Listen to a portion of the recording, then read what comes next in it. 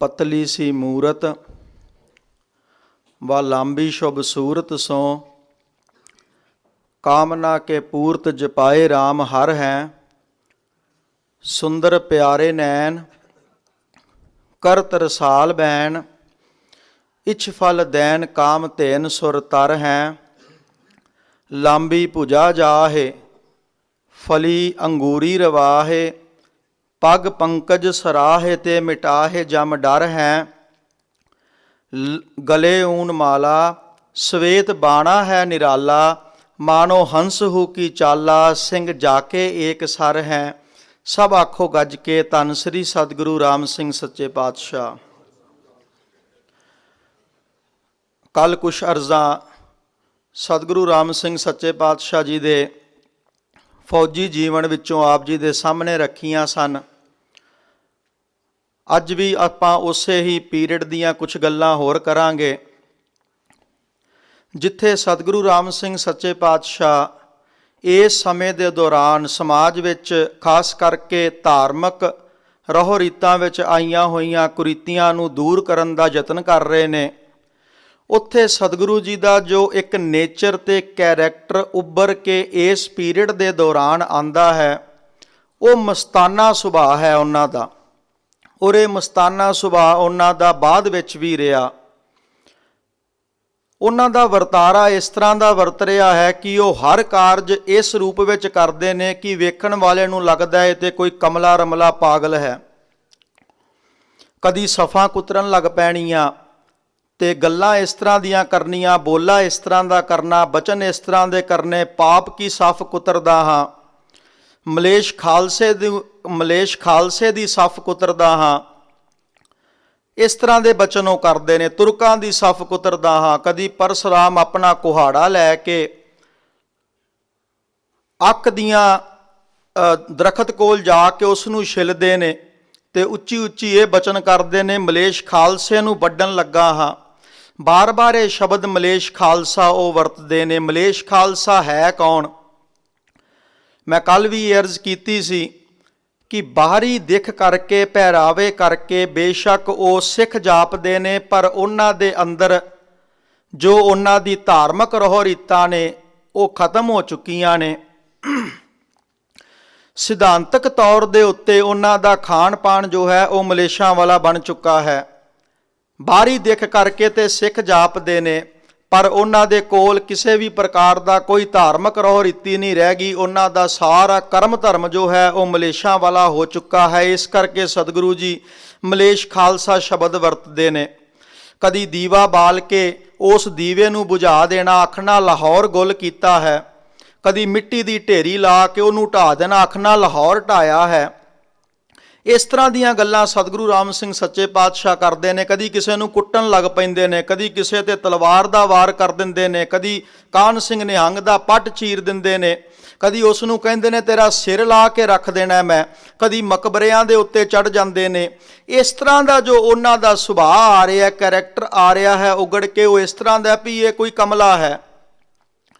चेता रखियो सतगुरु जी इस तरह के सुभाਅ विच क्यों वरते। बाद विच भी इस तरह का सुभाਅ उन्हां दा वेखण विच आउंदा। की कारण रहा? असल दे विच जदों इस दी असीं बरीकी विच जावांगे ते एक गल स्पष्ट हो के साडे सामने आवेगी। वो ये है सतगुरु जी का ये नेचर जां सतगुरु जी का एक कमला सुभाਅ उन्हां दी एक नीति का पक्ष है जिसनूं असीं अजकल सीक्रेट कैरैक्टर कहने आ। CBI वाले इस दी वरतों करते हैं। किसी इंसीडेंट नूं उन्हां ने अंजाम देना होवे, कोई जानकारी उन्हां ने प्राप्त करनी होवे। राजस्थान की एक खबर आई सी भी उन्हां ने एक अपने ही बंदे नूं पागल दी शक्ल दे के 6 महीने उत्थे रखिया। कोई 2 नंबर का काम करते सन। सारी जानकारी वो पिंड विच रहा, लम्मे जिथे मर्जी पै जाना उसने। पिंड वाले यही सोचते रहे भी शायद ये कोई पागल है, पर उदों ही पता लगा जदों उन्हां ने मौके दे उत्ते आके ते वो जिहड़ा भी गलत काम करते सन उन्हां नूं पकड़ लिया। सतगुरु राम सिंह सच्चे पातशाह ये जो अपना एक सुभाਅ वरतते ने पए कमलियां वाला, सारी सारी रात नहीं सौंदे।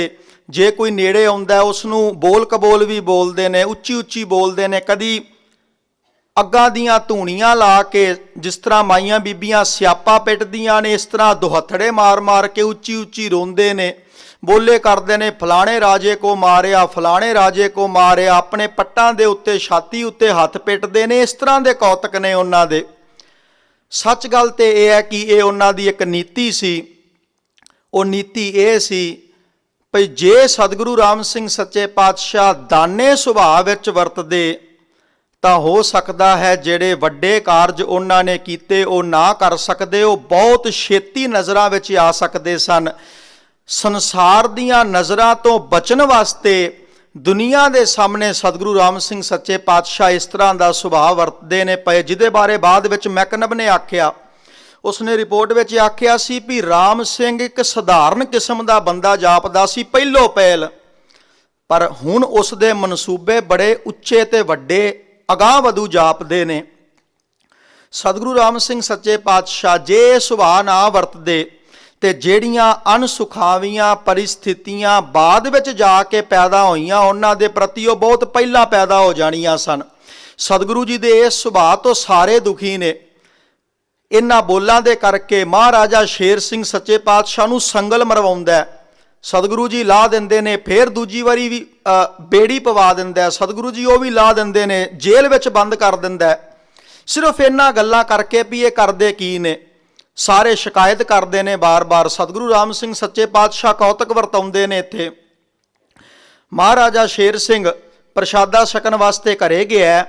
ਜਦੋਂ ਘਰੇ ਗਿਆ ਪ੍ਰਸ਼ਾਦਾ ਸਾਹਮਣੇ ਆਇਆ, ਕਚੈਨ ਆਉਂਦੀ ਹੈ ਉਸ ਪ੍ਰਸ਼ਾਦੇ ਵੱਲ ਵੇਖ ਕੇ ਇਸ ਤਰ੍ਹਾਂ ਜਾਪਦਾ ਜਿਸ ਤਰ੍ਹਾਂ ਕਿਰਮ ਚੱਲਦੇ ਨੇ ਪਏ।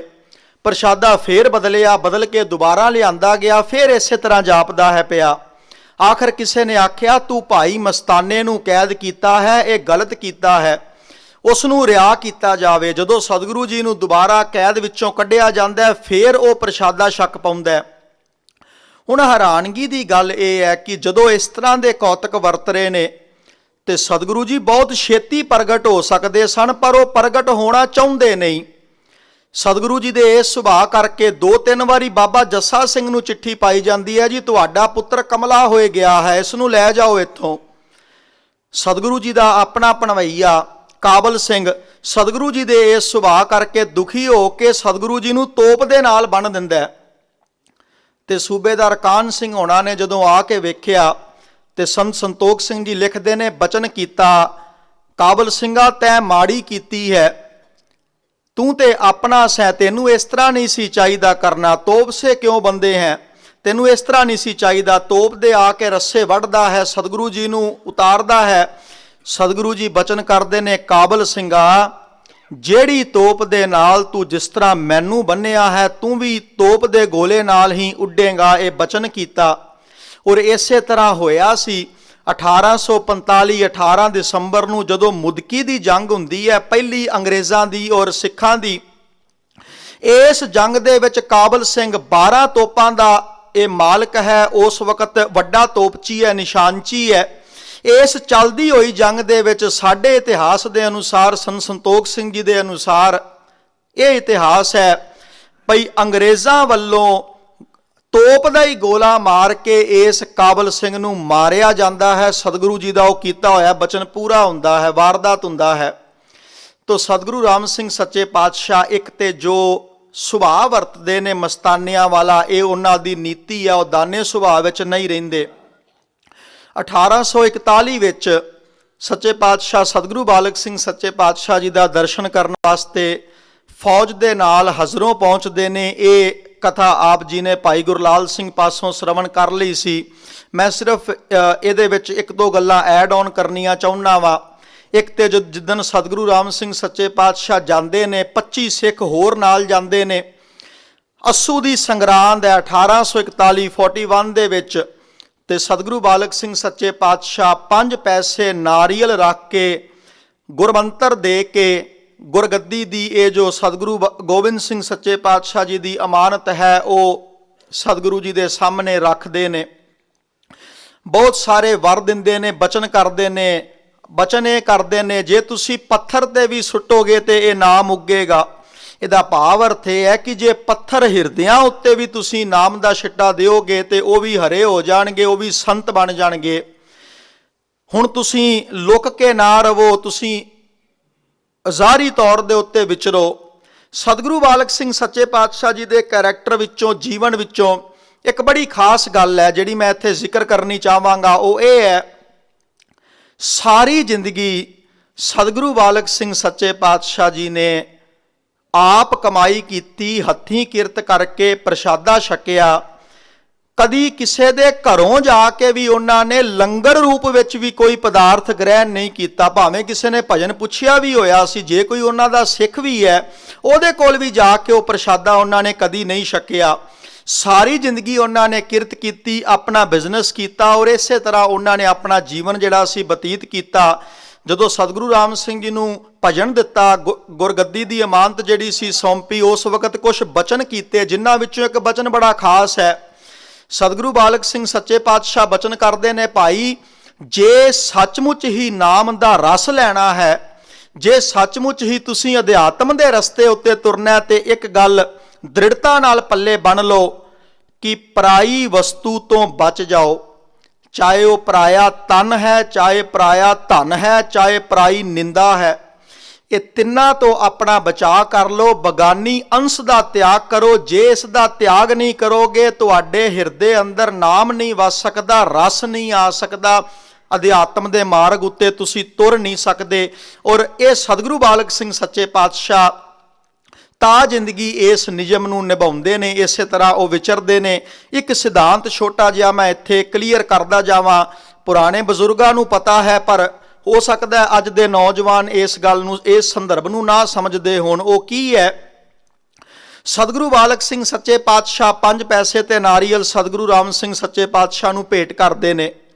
ਜਦੋਂ ਅਸੀਂ ਅਰਦਾਸ ਕਰਦੇ ਹਾਂ, ਅਰਦਾਸ ਵਿੱਚ ਇਹ ਜ਼ਿਕਰ ਇਸ ਗੱਲ ਦਾ ਆਉਂਦਾ ਕਿ ਸਤਿਗੁਰੂ ਰਾਮ ਸਿੰਘ ਜੀ ਦੇ ਨਾਮ ਤੋਂ ਬਾਅਦ ਅਸੀਂ ਸ਼ਬਦ ਵਰਤਦੇ ਹਾਂ, ਜੋਤ ਕਾ ਜਾਮਾ ਸਤਿਗੁਰੂ ਹਰੀ ਸਿੰਘ ਜੀ। ਇਹ ਜੋਤ ਕਾ ਜਾਮਾ ਕੀ ਹੈ? ਸਤਿਗੁਰੂ ਰਾਮ ਸਿੰਘ ਸੱਚੇ ਪਾਤਸ਼ਾਹ ਜੀ ਆਪਣੇ ਹੁੰਦਿਆਂ, ਦੇ ਕਰਕੇ ਉਹ ਮੌਜੂਦ ਨੇ, ਪਰ ਆਪਣੇ ਹੁੰਦਿਆਂ ਉਹਨਾਂ ਨੇ ਬਚਨ ਦੇ ਨਾਲ, ਹੁਕਮ ਦੇ ਨਾਲ ਗੁਰਿਆਈ ਜਿਹੜੀ ਸੀ ਉਹ ਸਤਿਗੁਰੂ ਹਰੀ ਸਿੰਘ ਸੱਚੇ ਪਾਤਸ਼ਾਹ ਨੂੰ ਦਿੱਤੀ ਤੇ ਆਖਿਆ ਵੀ ਇਹਨਾਂ ਨੂੰ ਸਿਰ ਕਰਤਾ ਜਾਣਨਾ। ਜੋਤ ਇੱਕ ਹੈ ਜਿਹੜੀ ਸਤਿਗੁਰੂ ਰਾਮ ਸਿੰਘ ਸੱਚੇ ਪਾਤਸ਼ਾਹ ਅੰਦਰ ਜਗ ਰਹੀ ਹੈ। ਉਸ ਜੋਤ ਦਾ ਇੱਕ ਹੋਰ ਜਾਮਾ, ਭਾਵ ਇੱਕ ਹੋਰ ਸਰੀਰ, ਜਿਸ ਤਰ੍ਹਾਂ ਇੱਕ ਦੀਵੇ ਵਿੱਚ ਲਾਟ ਬਲ ਰਹੀ ਹੈ, ਉਹਦੇ ਤੋਂ ਦੂਸਰਾ ਦੀਵਾ ਵੀ ਅਸੀਂ ਚਾਹੀਏ ਤੇ ਜਗਾ ਸਕਦੇ ਹਾਂ। ਇਸੇ ਤਰ੍ਹਾਂ ਇੱਕ ਜਗਦੀ ਹੋਈ ਜੋਤ ਦਾ ਇੱਕ ਹੋਰ ਜਾਮਾ ਸਤਿਗੁਰੂ ਹਰੀ ਸਿੰਘ ਸੱਚੇ ਪਾਤਸ਼ਾਹ ਜੀ ਦੇ ਰੂਪ ਵਿੱਚ ਆ ਗਿਆ। ਅਸੀਂ ਉਹਨੂੰ ਜੋਤ ਕਾ ਜਾਮਾ ਕਹਿੰਦੇ ਹਾਂ। ਸਤਿਗੁਰੂ ਹਰੀ ਸਿੰਘ ਜੀ ਤੋਂ ਬਾਅਦ ਜਿੰਨੇ ਵੀ ਗੁਰੂ ਸਾਹਿਬਾਨ ਨੇ, ਇਹ ਸਾਰੇ ਹੀ ਜੋਤ ਕੇ ਜਾਮੇ ਨੇ। ਕਿਸੇ ਨੂੰ ਵੀ 5 ਪੈਸੇ ਤੇ ਨਾਰੀਅਲ ਰੱਖ ਕੇ ਮੱਥਾ ਨਹੀਂ ਟੇਕਿਆ ਗਿਆ। ਇਹ ਗੁਰਿਆਈ ਬਚਨ ਨਾਲ ਚੱਲਦੀ ਹੈ। ਇਸੇ ਕਰਕੇ ਅਸੀਂ ਪਾਤਸ਼ਾਹੀ 13ਵੀਂ 14ਵੀਂ 15ਵੀਂ ਨਹੀਂ ਕਹਿੰਦੇ, 12ਵੀਂ ਪਾਤਸ਼ਾਹੀ ਤੱਕ ਕਹਿੰਦੇ ਆ। ਸਤਿਗੁਰੂ ਰਾਮ ਸਿੰਘ ਜੀ ਆਉਣਗੇ, ਉਹ ਆ ਕੇ ਜਿਸ ਨੂੰ ਅਗਾਂਹ ਗੁਰਿਆਈ ਬਖਸ਼ਣਗੇ, ਉਸ ਵਕਤ 5 ਪੈਸੇ ਤੇ ਨਾਰੀਅਲ ਦੀ ਇਹ ਰਸਮ ਹੋਵੇਗੀ। ਸਿਰਫ ਮੈਂ ਇਹ ਗੱਲ ਇਸ ਕਰਕੇ ਦੱਸ ਰਿਹਾ ਕਿ ਅਜੋਕੇ ਅੱਜ ਦੇ ਸਮੇਂ ਵਿੱਚ ਜੇ ਕੋਈ 5 ਪੈਸੇ ਤੇ ਨਾਰੀਅਲ ਵਾਲਾ ਪਾਖੰਡ ਕਰਕੇ ਇਹ ਸਮਝਾਉਣਾ ਚਾਹੁੰਦਾ ਵੀ ਗੁਰਗੱਦੀ ਦੇ ਦਾਅਵੇ ਨੂੰ ਪ੍ਰਗਟ ਕਰਨਾ ਚਾਹੁੰਦਾ, ਤੇ ਇਹ ਸਾਡਾ ਸਿਧਾਂਤ ਨਹੀਂ ਹੈ।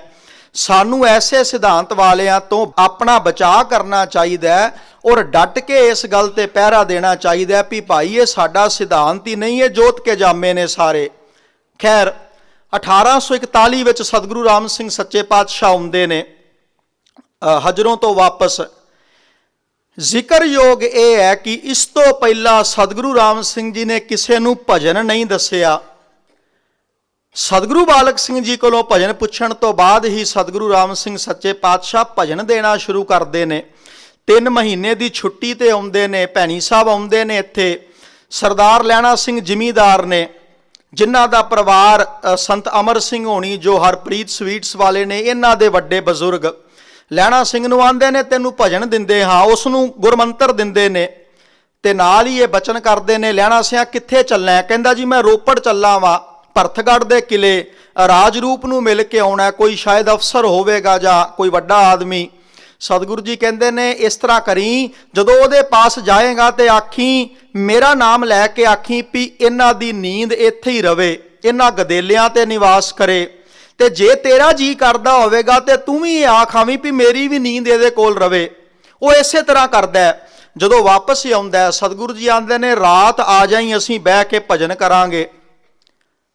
14 ਦਿਨ ਲਗਾਤਾਰ ਸਾਰੀ ਰਾਤ ਬਹਿ ਕੇ ਸਤਿਗੁਰੂ ਰਾਮ ਸਿੰਘ ਸੱਚੇ ਪਾਤਸ਼ਾਹ ਤੇ ਬਾਬਾ ਲਹਿਣਾ ਸਿੰਘ ਹੋਣਾ ਨੇ ਭਜਨ ਕੀਤਾ।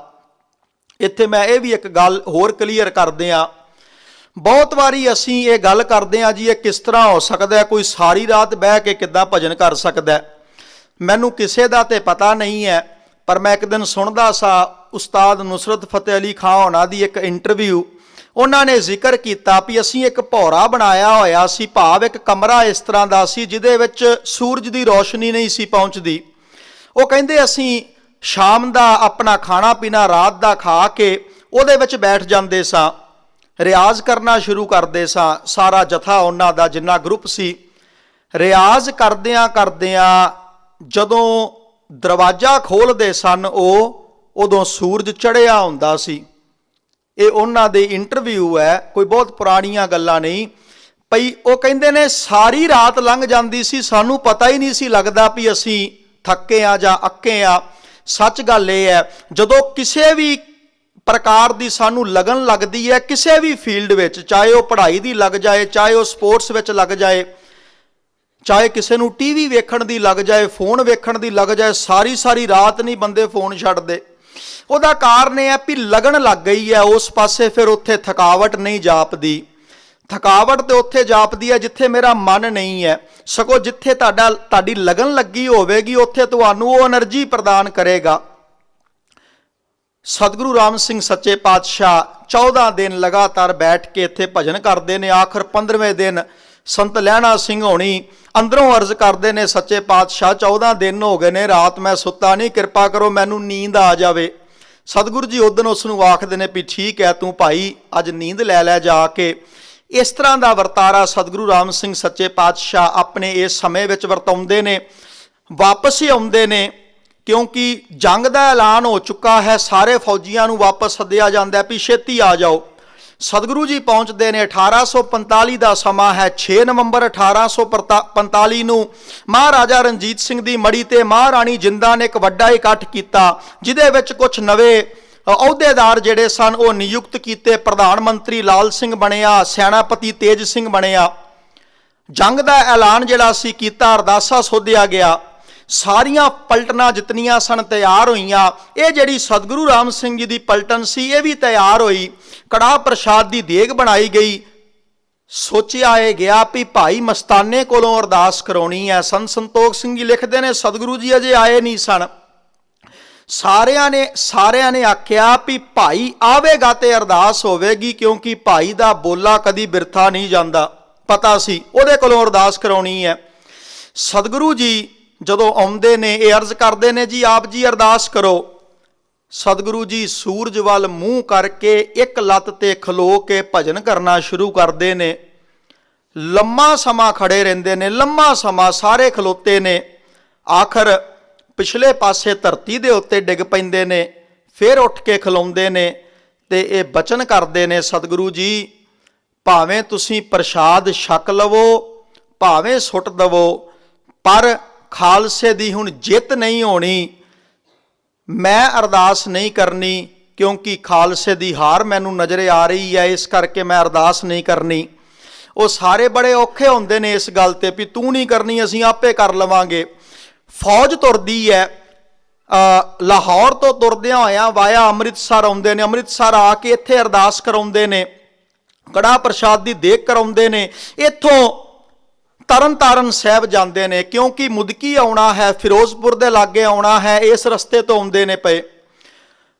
ਜਦੋਂ ਤਰਨਤਾਰਨ ਸਾਹਿਬ ਆਉਂਦੇ ਨੇ ਇੱਥੇ ਆ ਕੇ ਫਿਰ ਦੇਗ ਕਰਾਉਂਦੇ ਨੇ, ਅਰਦਾਸ ਫਿਰ ਕਰਾਉਂਦੇ ਨੇ। ਇੱਥੇ ਬੜੀ ਖਾਸ ਇੱਕ ਗੱਲ ਹੈ ਜਿਹੜੀ ਸਾਨੂੰ ਧਿਆਨ ਵਿੱਚ ਲਿਆਉਣੀ ਚਾਹੀਦੀ ਹੈ, ਖਾਸ ਕਰਕੇ ਨਾਮਧਾਰੀਆਂ ਨੂੰ। ਉਹ ਇਹ ਹੈ ਭਈ ਉਸ ਵਕਤ ਤਰਨਤਾਰਨ ਸਾਹਿਬ ਦੀਆਂ ਪਰਿਕਰਮਾ ਵਿੱਚ ਮੂਰਤੀਆਂ ਬਣੀਆਂ ਹੋਈਆਂ ਸਨ। ਗੁਰੂ ਸਾਹਿਬਾਨਾਂ ਨੇ ਨਹੀਂ ਬਣਵਾਈਆਂ, ਬਾਅਦ ਦੇ ਵਿੱਚ। ਇਸ ਤਰ੍ਹਾਂ ਦਾ ਕਿਸ ਤਰ੍ਹਾਂ ਦਾ ਪ੍ਰਭਾਵ ਉਸ ਵਕਤ, ਜਿਸ ਨੂੰ ਅਸੀਂ ਸਿੱਖ ਰਾਜ ਕਹਿ ਰਹੇ ਹਾਂ, ਸਿੱਖ ਰਾਜ ਦੇ ਸਮੇਂ ਕਿਸ ਤਰ੍ਹਾਂ ਦਾ ਪ੍ਰਭਾਵ ਬਣ ਗਿਆ ਹੋਵੇਗਾ ਵੀ ਮੂਰਤੀਆਂ ਗੁਰਦੁਆਰਿਆਂ ਵਿੱਚ ਨੇ। ਸੰਤ ਸੰਤੋਖ ਸਿੰਘ ਜੀ ਜ਼ਿਕਰ ਕਰਦੇ ਨੇ ਸਤਿਗੁਰੂ ਜੀ ਆਪ ਉਹਨਾਂ ਮੂਰਤੀਆਂ ਨੂੰ ਤੋੜਦੇ ਨੇ। ਅੱਜ ਬਹੁਤ ਸਾਰੇ ਜਿਹੜੇ ਗੈਰ ਨਾਮਧਾਰੀ ਜੋ ਸੰਪਰਦਾਵਾਂ ਨੇ ਜਾਂ ਸਾਡੀਆਂ ਸਿੱਖ ਜਥੇਬੰਦੀਆਂ ਨੇ, ਉਹ ਇਸ ਗੱਲ ਦਾ ਜ਼ਿਕਰ ਕਰਦੀਆਂ ਨੇ ਕਿ ਹਰਿਮੰਦਰ ਸਾਹਿਬ ਵਿੱਚ ਮੂਰਤੀਆਂ ਸਨ ਜੀ, ਫਲਾਣਿਆਂ ਨੇ ਮੋਰਚਾ ਲਾਇਆ ਤੇ ਉਹਨਾਂ ਨੇ ਉਹ ਮੂਰਤੀਆਂ ਤੋੜੀਆਂ, ਫਲਾਣਿਆਂ ਨੇ ਮੋਰਚਾ ਲਾਇਆ। ਅਸੀਂ ਇਹ ਗੱਲ ਕਰਦੇ ਹਾਂ, ਪਰ ਸੱਚ ਗੱਲ ਤੇ ਇਹ ਹੈ ਭਈ ਸਭ ਤੋਂ ਪਹਿਲਾਂ ਜੇ ਇਹਨਾਂ ਮੂਰਤੀਆਂ ਦੇ ਖਿਲਾਫ ਮੋਰਚਾ ਲਾਇਆ ਤੇ ਉਹ ਸਤਿਗੁਰੂ ਰਾਮ ਸਿੰਘ ਸੱਚੇ ਪਾਤਸ਼ਾਹ ਨੇ ਲਾਇਆ। ਤਰਨ ਤਾਰਨ ਦੇ ਵਿੱਚ ਉਹ ਮੂਰਤੀਆਂ ਭੰਨਦੇ ਨੇ, ਤੋੜਦੇ ਨੇ।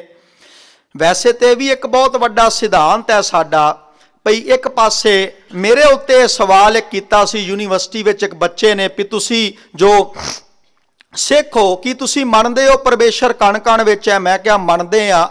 ਕਿ ਪੱਥਰ ਵਿੱਚ ਰੱਬ ਹੈ?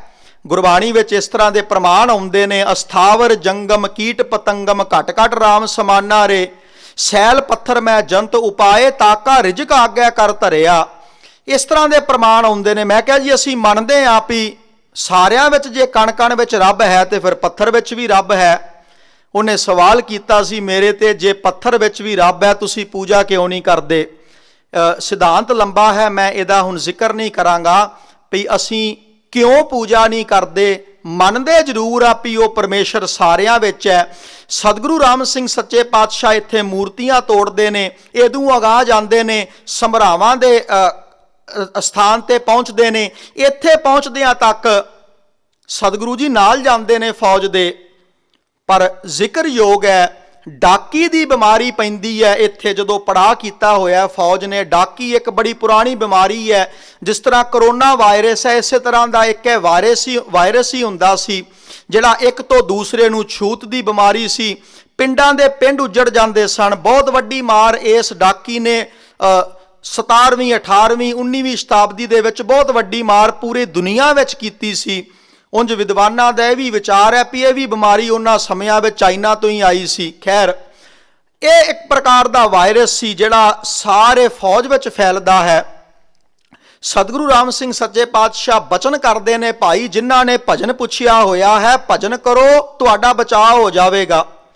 ਇੱਥੋਂ ਹੀ ਸਰਦਾਰ ਸ਼ਾਮ ਸਿੰਘ ਸਰਹਾਲੀ ਜੋ ਸੰਤ ਜਗਤਾਰ ਸਿੰਘ ਹੋਣਾ ਦੇ ਵੱਡੇ ਪੁਰਖੇ ਨੇ, ਉਹ ਡਾਕੀ ਤੋਂ ਡਰਦੇ ਹੋਏ ਵਾਪਸ ਪਿੰਡ ਆ ਜਾਂਦੇ ਨੇ। ਪਿੰਡ ਆਇਆ ਤੇ ਉਹਨਾਂ ਨੂੰ ਬਿਮਾਰੀ ਹੋ ਜਾਂਦੀ ਹੈ। ਫਿਰ ਬਚਨ ਚੇਤੇ ਆਉਂਦਾ ਹੈ ਵੀ ਭਾਈ ਮਸਤਾਨੇ ਨੇ ਆਖਿਆ ਸੀ ਭਜਨ ਕਰ। ਉਹ ਭਜਨ ਕਰਨਾ ਸ਼ੁਰੂ ਕਰਦੇ ਨੇ, ਉਹਨਾਂ ਦਾ ਬਚਾਅ ਹੋ ਜਾਂਦਾ ਹੈ। ਸਤਿਗੁਰੂ ਰਾਮ ਸਿੰਘ ਸੱਚੇ ਪਾਤਸ਼ਾਹ ਉਦੋਂ ਵੀ ਇਹ ਬਚਨ ਕਰਦੇ ਨੇ, ਭਾਈ ਲੋਹੇ ਕਾ ਸੁਹਾਗਾ ਫਿਰੇਗਾ, ਜਿਹੜਾ ਭਜਨ ਕਰੇਗਾ ਬਾਣੀ ਪੜ੍ਹੇਗਾ ਉਸ ਦਾ ਬਚਾਅ ਹੋਵੇਗਾ, ਨਹੀਂ ਤੇ ਮਾਰੇ ਜਾਣਗੇ ਸਾਰੇ। ਇਸ ਤੋਂ ਅਗਾਂਹ ਸਤਿਗੁਰੂ ਰਾਮ ਸਿੰਘ ਸੱਚੇ ਪਾਤਸ਼ਾਹ ਜਾਣ ਤੋਂ ਮੁਨਕਰ ਹੋ ਜਾਂਦੇ ਨੇ। ਆਪਣੀ ਪਿਸਤੌਲ ਰਾਈਫਲ ਜਿਹੜੀ ਹੈ ਉਹ ਸੁੱਟ ਦਿੰਦੇ ਨੇ ਤੇ ਕਹਿੰਦੇ ਨੇ ਮੈਂ ਨਹੀਂ ਜੰਗ ਦੇ ਵਿੱਚ ਜਾਣਾ, ਮੈਂ ਵਾਪਸ ਚੱਲਿਆ ਹਾਂ। ਨਾਲ ਦੇ ਫੌਜੀ ਕਹਿੰਦੇ ਨੇ ਭਾਈ ਜੀ ਜੰਗ ਲੱਗੀ ਹੋਈ ਹੈ, ਖਾਲਸੇ ਦਾ ਇਹ ਨਹੀਂ ਬਣਦਾ ਵੀ ਖਾਲਸਾ ਪਛਾਂ ਪੈਰ ਪੁੱਟੇ ਤੁਸੀਂ ਚੱਲੋ।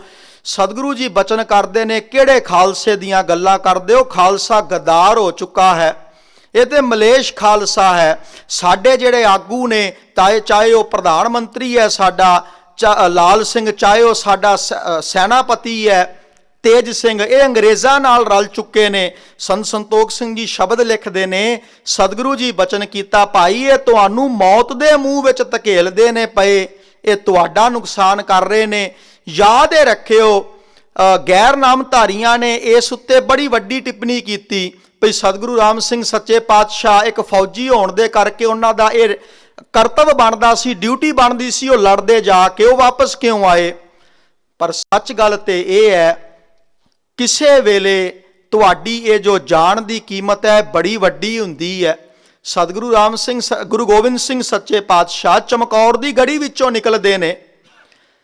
ਉੱਥੇ ਖਾਸ ਗੱਲ ਇਹ ਹੈ ਵੀ ਸਤਿਗੁਰੂ ਜੀ ਜਦੋਂ ਬਚਨ ਕਰਦੇ ਨੇ ਮੇਰਾ ਜੀ ਕਰਦਾ ਮੈਂ ਸ਼ਹੀਦ ਹੋ ਜਾਵਾਂ ਇੱਥੇ, ਤੇ ਉਸ ਵਕਤ ਪੰਜਾਂ ਪਿਆਰਿਆਂ ਦੇ ਵਿੱਚੋਂ ਭਾਈ ਧਰਮ ਸਿੰਘ ਹੋਣਾ ਨੇ, ਭਾਈ ਦਇਆ ਸਿੰਘ ਨੇ ਅਰਜ਼ ਕੀਤੀ, ਸੱਚੇ ਪਾਤਸ਼ਾਹ ਜੇ ਤੁਸੀਂ ਇੱਥੋਂ ਚਲੇ ਜਾਓਗੇ, ਤੁਸੀਂ ਜਿੱਥੇ ਜਾਓਗੇ ਉੱਥੇ ਸੰਗਤ ਬਣਾ ਲੋਗੇ, ਪਰ ਜੇ ਤੁਸੀਂ ਇੱਥੇ ਸ਼ਹੀਦ ਹੋਗੇ ਤੇ ਸੰਗਤ ਨਹੀਂ ਬਣ ਪਾਉਣੀ। ਤੁਸੀਂ ਜਿੱਥੇ ਜਾਓਗੇ ਦੁਬਾਰਾ ਸੰਗਠਨ ਇਕੱਠਾ ਕਰਕੇ ਦੁਬਾਰਾ ਫੌਜ ਤਿਆਰ ਕਰ ਲਵੋਗੇ, ਪਰ ਸਾਡੇ ਕੋਲੋਂ ਇਹ ਕੰਮ ਨਹੀਂ ਹੋਣਾ।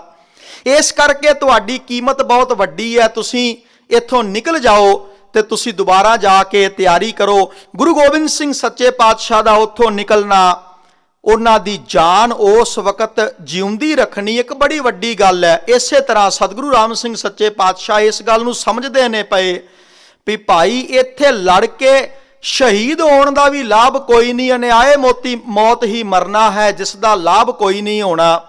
ਇਹਦੇ ਨਾਲੋਂ ਜ਼ਰੂਰੀ ਇਹ ਹੈ ਵੀ ਜਿਹੜੇ ਵੱਡੇ ਮਨਸੂਬੇ ਆਉਣ ਵਾਲੇ ਸਮੇਂ ਵਿੱਚ ਕਰਨੇ ਨੇ, ਉਹਦੇ ਵਾਸਤੇ ਜਾਨ ਜਿਹੜੀ ਹੈ ਉਹ ਬਚਾਉਣੀ ਜ਼ਰੂਰੀ ਹੈ। ਸੱਚੇ ਪਾਤਸ਼ਾਹ ਇੱਥੋਂ ਵਾਪਸ ਹੀ ਆਉਂਦੇ ਨੇ। ਇਹ ਮੁਦਕੀ ਦੀ ਜੰਗ ਹੁੰਦੀ ਹੈ। ਸੱਚੇ ਪਾਤਸ਼ਾਹ ਜਦੋਂ ਵਾਪਸ ਆ ਜਾਂਦੇ ਨੇ, ਫਿਰ ਭੈਣੀ ਸਾਹਿਬ ਅੱਗੋਂ ਕਿਸ ਤਰ੍ਹਾਂ ਵਰਤਾਰਾ ਵਰਤਦਾ ਹੈ। ਸਤਿਗੁਰੂ ਜੀ ਦੇ ਪਰਿਵਾਰ ਦੇ ਸੰਬੰਧੀ ਘਰ ਦੇ ਵਿੱਚ ਇੱਕ ਪੁੱਤਰ ਵੀ ਹੁੰਦਾ ਹੈ, ਉਸ ਪੁੱਤਰ ਦੀ ਮੌਤ ਹੋ ਜਾਂਦੀ ਹੈ ਜਦੋਂ ਸੱਚੇ ਪਾਤਸ਼ਾਹ ਘਰੇ ਆਉਂਦੇ ਨੇ। ਤੇ ਸਤਿਗੁਰੂ ਜੀ ਬਚਨ ਕਰਦੇ ਨੇ, ਭਾਈ ਚੰਗਾ ਹੋਇਆ ਚੜ ਗਿਆ, ਬਿੰਦੀ ਨਹੀਂ ਰੱਖਣਾ, ਨਾਦੀ ਪੈਦਾ ਕਰਾਂਗੇ, ਨਾਦੀ ਸਿੱਖ ਹੋਵਣਗੇ, ਨਾਦੀ ਖਾਲਸਾ ਪੈਦਾ ਕਰਾਂਗੇ। ਉਹ ਨਾਦੀ ਖਾਲਸਾ ਸਤਿਗੁਰੂ ਰਾਮ ਸਿੰਘ ਸੱਚੇ ਪਾਤਸ਼ਾਹ ਕਿਸ ਤਰ੍ਹਾਂ ਉਸ ਨੂੰ ਪ੍ਰਗਟ ਕਰਦੇ ਨੇ, ਇਹ ਆਉਣ ਵਾਲਿਆਂ ਸਮਿਆਂ ਵਿੱਚ ਆਪਾਂ ਇਹਦੇ ਸੰਬੰਧੀ ਕੁਝ ਜਿਸ ਤਰ੍ਹਾਂ ਹੁਕਮ ਹੋਵੇਗਾ ਉਹ ਵਿਚਾਰ ਰੱਖਾਂਗੇ। ਖਿਮਾ ਮੰਗਣਾ। ਧੰਨਵਾਦ। ਸਤਿ ਸ੍ਰੀ